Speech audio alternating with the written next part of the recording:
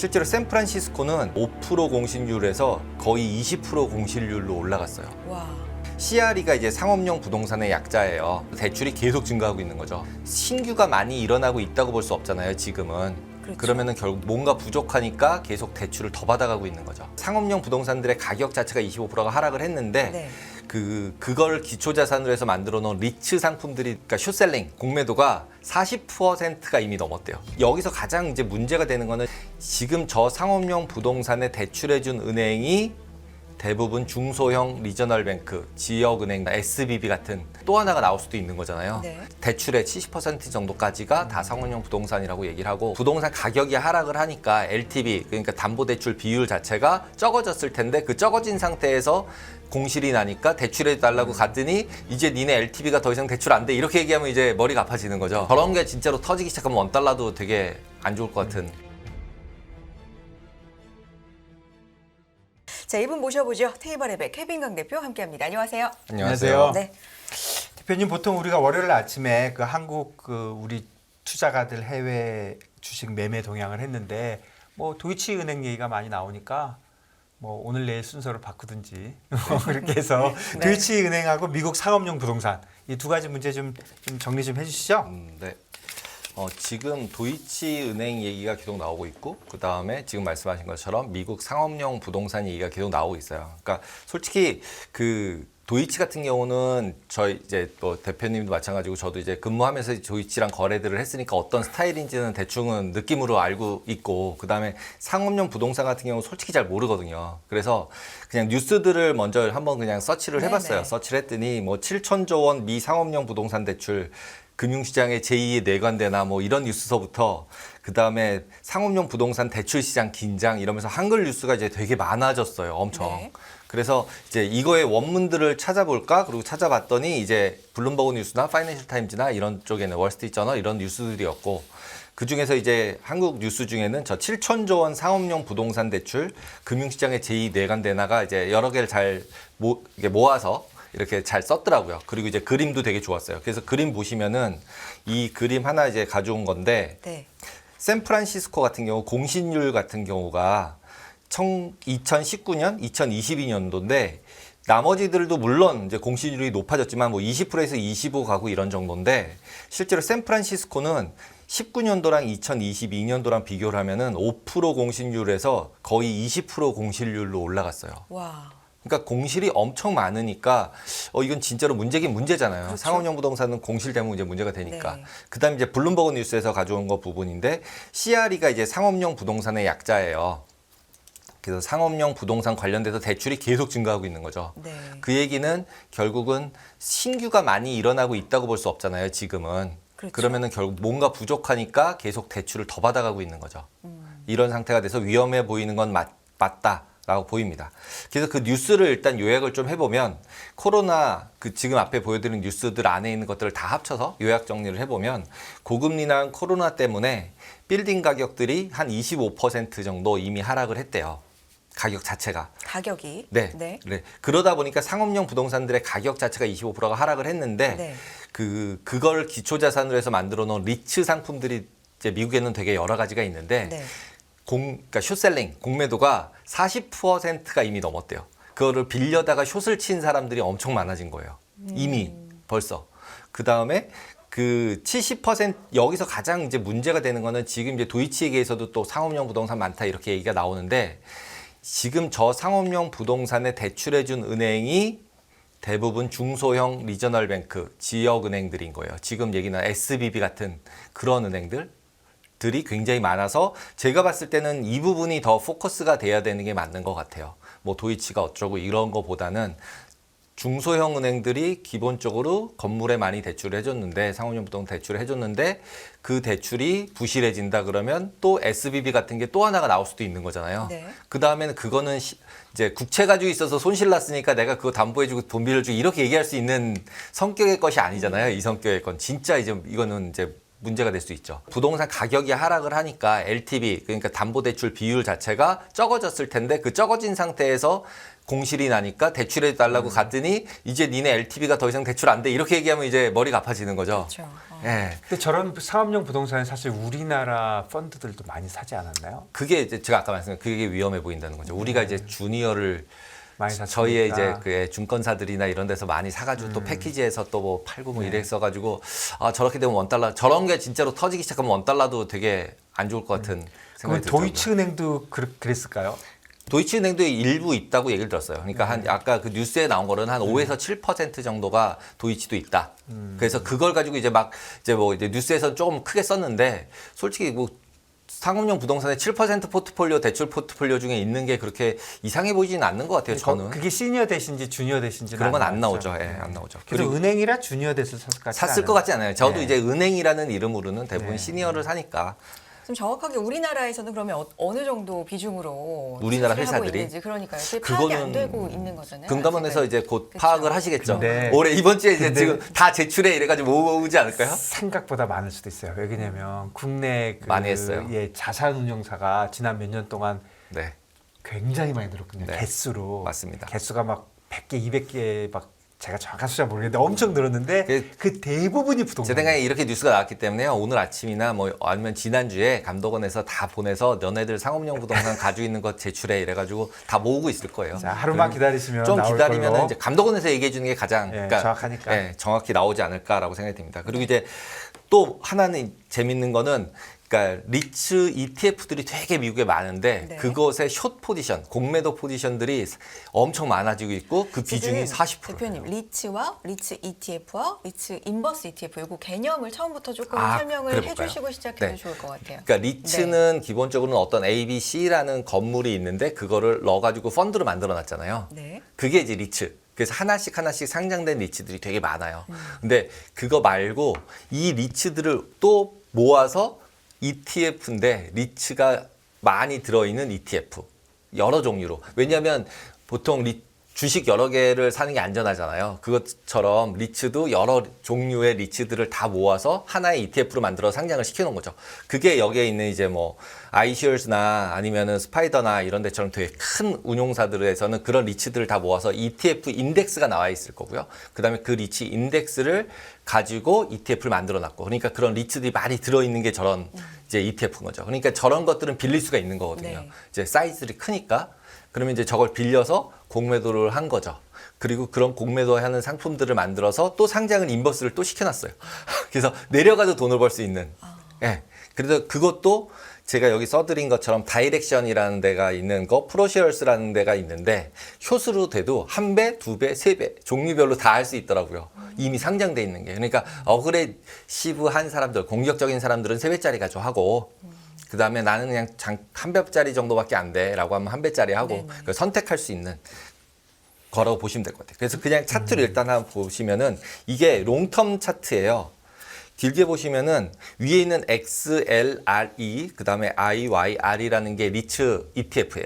아까 네. 앞에서 말씀드린. 그러니까 여러 가지 리츠들이 합쳐져 있는 ETF. 예, 리츠는 보통 건물 단위로 하니까. 네네네. 걔네들을 많이 섞어서 네, 인덱스를 만들고 그거를 이제 넣어가지고 ETF를 만들어 놓은 거죠. 네. 그나마 안정적이겠죠. 하나보다는. 하는 거보다는. 네. 그래서 2017년도부터 지금까지 금요일까지로 그렸더니 15% 4%로 좀 차이가 있더라고요. 똑같은 ETF지만. 네. 그리고 이제 이런 ETF들은 1년에 한 5%? 작게는 3에서 많게는 6, 7%까지 배당이 계속 나오고 있어요. 네. 왜냐하면 임대료를 가지고서 그렇죠. 원래 리츠라는 게 저희도 얘기할 때 네. 안전하다 그리고 배당 투자를 위해서 리츠 네. 사라 네. 이런 걸로 많이 얘기를 하잖아요. 그러니까 이제 리츠는 이거 같은 경우는 이제 가격으로만 만들어 놓은 거니까 배당 부분은 다 받아갔다고 쳐야 되겠죠. 네. 근데 그에 본전만 하면 많이 버는 거네요. 그렇죠. 그런 네. 거죠. 그러니까 이거 나쁘지 않았죠. 예, 최근에 예, 17년 예, 다 예, 해도 예. 지금 2022년도 작년에부터 이제 쭉 내려가고 있는 거죠. 저희가 네. 조금 아까 말씀드린 예. 것처럼 진짜 2022년도부터 계속 내려가긴 내려갔네. 고점이 계속 낮아지고 있잖아요. 예, 예. 그렇죠? 그래도 오르락 내리락은 다 했어요. 예. 그리고 생각보다 많이 빠진 건 아니고요. 네. 예. 다른 거 대비해서는. 근데 비해서 DRV가 이제 아까 말씀드린 인버스 ETF예요. 그러니까 저 앞부분에서 이미 17년도에도 인버스 ETF가 같이 있었던 거예요. 그러니까 미국 시장이 사람들이 되게 좋아하기 시작을 한 게 이런 거 같아요. 롱도 해도 되고 숏도 해도 되고. 예, 두 가지가 항상 다 같이 존재하다 보니까 미국에 가서 지금 이제 내일 다시 보겠지만 저희가 지난주에 많이 저희 이제 그 개인 투자자들이 많이 거래한 것들이 롱 ETF, 숏 ETF를 다 많이 해요. 그러니까 올라갈 때는 롱하고 내려갈 때는 숏 ETF를 네. 두 가지를 다 하는 거죠. 근데 저런 것들이 너무 수수료 많이 떼먹어가지고 못하는 건데 수수료 많이 안 떼먹나 봐요. 수수료들이 1%씩은 되더라고요. 특히 인버스들은 비싸요. 비싸고 그다음에 그나마 인버스 아닌 것들은 싸고. 근데 워낙 하루에 막 많이 움직이니까 네, 요즘은 그래서 이제 많이 하시는 것 같고요. 그래서 보시면은 제가 이걸 보여드리는 이유가 인버스 돼 있는 상품들 이런 DRV는 인버스라고 말씀드렸잖아요. 네. 그 인버스라는 상품들을 롱텀 투자하는 거는 제가 보여드렸듯이 하면 안 되겠죠. 계속 내려가니까. 왜냐하면 비용이 말씀하신 것처럼 대차 비용 기타 많으니까 그다음에 또 배당 받은 거에 대해서 또 마이너스로 돈을 내야 될 거 아니에요. 빌려서 하는 거니까. 그러니까 이제 그런 부분들이 다 녹아 들어가기 때문에 숏텀으로는 트레이딩을 하셔도 되겠지만 롱텀 투자를 하시면 안 된다. 어차피. 그리고 이제 단기적으로 지금 3월 24일부터 이제 1년간 작년부터 이제 24일에서 22일 1년간으로 짧게 줄여본 거예요. 그래야 이제 움직임이 보이니까. 네. 그래 보시면은 이게 인버스예요. 보라색이. 네. 보시면은 쫙 올라갔다가 내려갔다가 지금 올라가고 있죠. 네. 근데 이게 보기에 이렇게 뭐 이게 몇 프로야라고 보시면 여기가 0이고요. 네. 여기가 100%예요. 그러니까 예, 지금 여기도 밑에가 마이너스 10% 갔던 게 지금 플러스 50%거든요. 그러니까 여기서부터 저 여기까지 마이너스가 지금 몇 년도예요? 여기 쭉 아니요, 제 오른쪽 끝. 여기요? 끝에, 아니요, 그 중간에. 직전에 여기요? 예, 네네. 아니요, 거기 말고 마이너스. 여기 떨어진대요. 아니요, 오른쪽이 미안. 오른쪽에 이게 V자로 된 거기. 여기요? 예, 예. 아 여기 2월 달이죠. 예, 2월 달에. 2월 달에 그 계속 이제 주식시장 다시 꼬꾸라지면서 네. 같이 움직이고 있는 거죠. 네. 그래서 지금 여기서부터 움직이는 걸로 딱 들어가시면 벌써 40% 정도, 40, 50% 정도 먹은 상태가 돼요. 그러니까 그래서 사실은 최근 한 달 반 사이에 조금 리츠 가격이 내려왔다라는 건 눈으로 네, 확실하게 네, 확인할 네. 수도 있다. 그래서 그리고 저런 것들이 요번에 이런 이슈가 되는 거에 근본적인 이유가 되고 있는 거죠. 이유겠네요. 이렇게 빠졌기 때문에 그래서 네. 제가 이 뉴스를 가져오면서 이제 드리고 싶었던 말씀은 뉴스에 난 거는 이미 반영이 됐다라는 네. 얘기예요. 그래서 그거가 내재하고 있는 거를 보시는 게 맞지. 그걸 가지고 지금에 와서 뭐 사자 팔자라는 의사결정을 하시면 생각보다는 수익을 내기가 어렵지 않을까? 근데 이런 저는 생각이 오히려 들었어요. 저거를 보니까 어제 이런 뉴스가 왜 나오는지가 궁금할 정도네요. 왜 그러냐면 왜 이렇게 늦게 나왔냐 이거죠? 2월 달부터 벌써 이미 난리가 난 건데. 그게 이제 도이치 걸 까다 보니까 나왔을 것 같아요. 네. 예, 그래서 지금 이거 같은 경우 제가 그냥 개인적인 뇌피셜로는 생각으로는 일단은 저는 대체 자산 자체 대체 펀드들이 너무 많아진 상황으로 지금 한 15년 됐어요. 그러니까 파생 상품들이 이제 저의 그 이제 경험상으로 보면 파생 상품이 엄청 유행이었던 시기가 한 10년 있었고 네. 그게 파생 상품 시장이 완전히 죽으면서 대체 시장이 완전히 떠서 파생을 다 거의 대체했어요, 진짜로. 원래 전통적인 주식 채권이 대체 있다고 시장이라 하면 주로 부동산, 뭐 공항, 암호화폐. 암호화폐는 좀 앞에 아닌가요? 조그마니까 얼마 안 네, 되니까 네. 지금 빼고 그냥 부동산 안에 이제 뭐 건물도 있지만 네. 공항, 뭐 도로, 항만, 뭐 인프라스트럭처라고 인프라 하는 뭐 거. 이런 예. 그러니까 기존에 우리가 뭔가 투자를 한다 그러면 주식하고 채권이잖아요. 그렇죠. 그거 빼고 나머지들 그러니까 주로 부동산이네요. 좀 것도 부동산이죠, 그죠? 예, 네. 공항 같은 것도 부동산이니까. 부동산이니까. 네. 그러니까 그런 것들이 많아지면서 자리를 잡았는데 이런 것들도 한 번은 문제가 발생할 수도 있지 않을까? 이런 이제 물음표가 한번 던져지고 그다음에 금리 인상 부분이 발생을 하면 이제 실질되는 이런 이제 건물이나 공항 이런 건 임팩트가 있잖아요. 왜냐하면 다 대출을 끼고 있으니까. 그래서 그런 것들이 영향이 충분히 받을 수 있다. 그리고 기본적으로 아까 인버스 말씀을 드렸지만 인버스 상품들이 너무 많아서 꼭 올라간다, 내려간다 그래서 돈을 꼭 못 버는 게 아니다. 개인 입장에선. 내려간다고 해도 방향 베팅해서 맞추면 돈 벌 수 있는 상품들이 똑같은 내 증권계좌에서 사타 팔았다 할 수 있는 상품들이 있는 상태라는 거죠. 과거랑은 좀 다르게. 그래서 그런 정도가 되게 좀 특이하다. 그다음에 네. 이제 도이치로 이제 넘어가서 네, 생각을 도이치 얘기 좀 해보면 해주시죠. 예. 도이치도 결국 이제 블룸버그나 이런 이제 뉴스들이 이제 나오기 시작을 했어요. 이런 것들을 가져다가 이제 한국에서 다 뉴스를 쓰니까 기본적으로 블룸버그 뉴스랑 월스트리트저널 뉴스 두 개 정도가 제일 이 사람들이 많이 가져다가 이제 한글 뉴스로 바꾼 것 같아요. 두 개 네. 섞어서. 그래서 그것도 요약을 좀 해보면 헤지 펀드들이 이제 금융산업 시장 이제 혼란 상태 통해서 CDS 거래를 많이 해서 수익을 내는 쪽으로 베팅을 막 하고 있다. 이게 이제 블룸버그 헤드라인이에요. 그리고서 지난주 금요일 날 24일 금요일 맞죠? 금요일 날 15% 하락했다가 그러니까 마이너스 8.5로 이제 약간 반등하면서 끝났지만 15% 빠지면서 도이치뱅크 얘기가 계속 나오는 거예요. 아, 이게 도이치뱅크가 15% 빠졌다는 거죠? 네. 주식이. 도이치뱅크가 주식이. 그러니까 이게 갑자기 왜 이런 거야? 뭐 이렇게 된 거죠. 그러고 보다 보니까 이제 뭐 또 여기도 AT1 얘기 나오고 네. CDS 얘기가 두 가지가 나온 거죠. 그러니까 이제 오히려 도이치뱅크에 있는 은행장이나 이런 분들이 나와서 얘기한 게 아니라 숄츠 독일 총리가 나와서 기업금융 포커스되어 있는 은행이고 도이치는 강력한 대처 대수를 가졌고 높은 수익성을 가졌다. 이걸 총리가 얘기를 해요. 네. 근데 도이치가 지난 10년 동안 돈을 많이 벌었더라고요. 네, 도이치는 많이 벌었어요. 네. 그리고 제가 알기로는 많이 이제 그 산업 구조 자체를 많이 바꿨어요. 원래 도이치가 뱅커 트러스트라고 파생 상품 제일 잘했던 은행을 인수하면서 거의 넘버원 파생 하우스가 됐었어요. 파생 상품 하우스가. 네. 그랬다가 이제 문제가 발생을 했었고 마찬가지로 지금 이제 뭐 계속 CS 얘기 나오지만 CS 도이치 얘기 계속 나오면서 국가가 어느 정도는 관여를 해서 구조조정 시켰던 것 같아요. 그러니까 숄츠 총리가 나와서 얘기를 하는 거가 아닐까라는 생각이 들어요. 그리고 이제 도이치 같은 경우 CDS 시장에서 이제 문제가 됐다고 계속 얘기를 하는데 기본적으로 왼쪽에 있는 게 이제 블룸버그에서 가져온 차트인데 빨간색이 CS예요. 그리고 여기 검정색이 이제 도이치, 녹색은 이탈리아 뱅크예요. 그러니까 이제 그냥 도이치만 보면 한 200bp 정도가 됐어요. 2%. 얼마에서요? 지금 한 1% 정도 레벨에서 2% 정도로 올라오긴 올라온 거죠. 근데 CS 올라간 거 보면 뭐 1000 갔었다가 망한 그렇죠. 거니까. 예. 네. 그러니까 이 핑크색하고는 비교가 안 되잖아요. 아무리 해도 올라가긴 올라갔지만 한 200bp 정도로 올라갔죠. 3월 달 들어서 쭉 올라갔으니까. 그러니까 이제 이런 부분들이 있고 그다음에 이때 도이치뱅크는 그래도 나름 발빠르게 후순위채들을 바이백을 해주는 콜을 했어요. 그러니까 언제부터 콜해서 다시 내가 살게. 그러니까 빌려준 사람한테 이제 너 돈 내가 돌려줄게 무조건. 그걸 반대로 한 거죠. 그래서 그 후순위채를 바이백 해버림으로써 우리가 유동성이 부족하지 않다라는 거를 보여줬어요. 그렇게 돼서 마이너스 15 갔던 게 마이너스 8에 끝난 거죠. 아, 이 뉴스 때문에 그렇게 된 거예요? 이게 회복이 되고 있는 거죠. 나름 이제 말로 안 하고 나 돈으로 할게 이렇게 얘기한 거죠. 이제 숄츠 총리 나와서 이렇게 괜찮아 우리는 이 회사는 기업 포커스 돼 있는 데고 이런 데야라고 얘기했더니 우리는 그냥 유동성 풍부해. 그러니까 후순위채 콜 나오는 거 내가 다시 바이백 해줄게. 돈 갚을게. 그리고 다 갚아버린 거죠. 그러니까 약간 이제 안정화되는 거잖아요. 그랬더니 이제 뉴스들에는 얘네도 미국의 상업용 부동산 리스크 되게 많대. 그러면서 이제 뉴스들이 또 막 나오기 시작을 한 거예요. 그러니까 이제 거기서 이슈들이 또 발생을 했고 그러면서 보니까 이제 AT1 채권들 지금 이제 코코본드라고 이제 CS 상각 다 했다고 난리치는 채권들에 대해서 가격이 폭락을 해버린 거죠.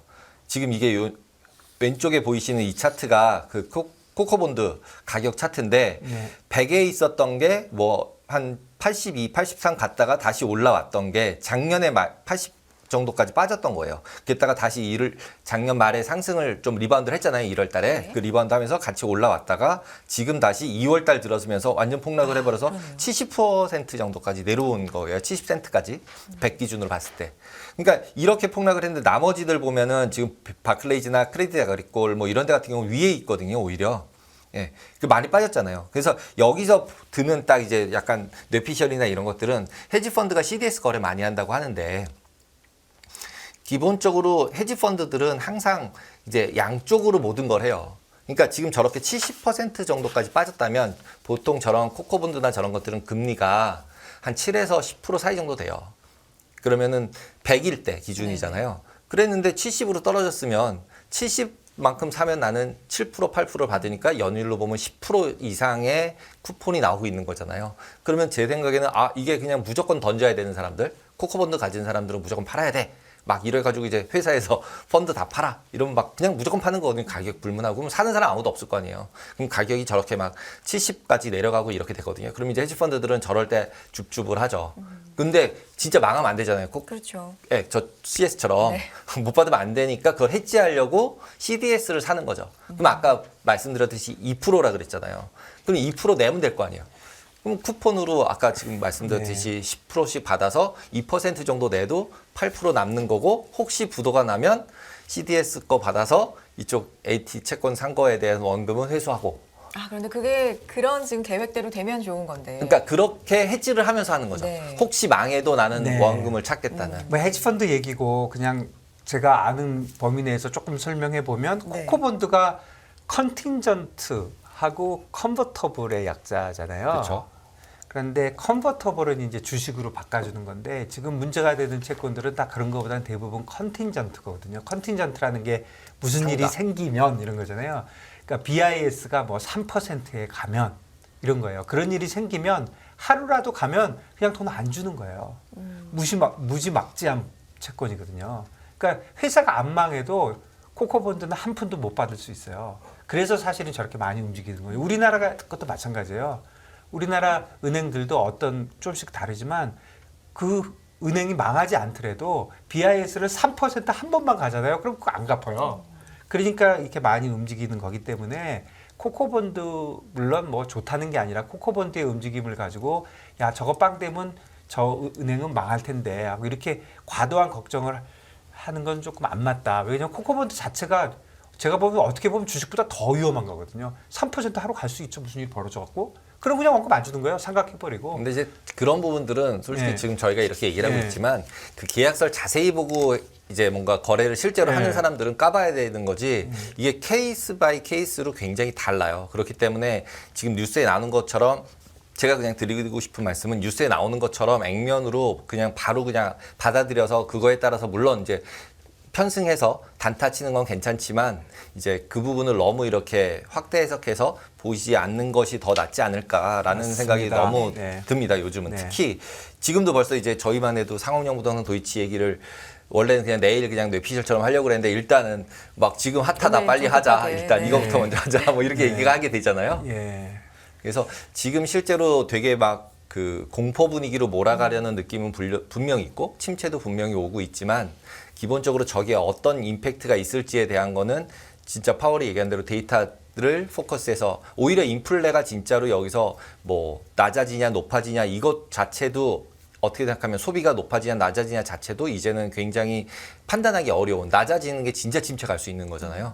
그러니까 되게 어려워진 상태가 된 상태다. 그래서 어느 정도는 리스크 관리하면서 적정 비율을 가져가시는 게 제일 좋을 것 같다라고 생각이 듭니다. 네. 그렇지만 지금 얘기하신 대로 과도하게 그렇게 막 공포에 간다든가 이런 것은 좀 아닌 것 같아요. 그리고 네. 지금 나중에 이제 뭐 내일 말씀을 드리겠지만 변동성 자체들이 생각보다 엄청 떨어졌어요. 아, 예, 옵션의 변동성 자체가 엄청 떨어졌기 때문에 FOMC에다가 기대를 하면서 엄청 베팅하면서 변동성이 높아져 있는 상태였어요. 옵션이 비싸져 있는 상태였는데 그게 굉장히 싸졌어요. 이렇게 네. 도이치가 이렇게 막 움직이고 이렇게 됐음에도 불구하고 변동성이 싸졌다는 얘기는 우리가 이제 생각하는 이런 위험하고 막 무서운 것보다는 훨씬 덜 반영을 하더라. 금융투자로 돈 벌기 쉽지 않으시죠? 그런데 불가능한 것도 아니죠. 글로벌 IB 트레이더의 눈으로 본 더 넓은 금융의 세계, 그들의 투자의 기술 정말 궁금하지 않으십니까? 여러분들을 응원합니다.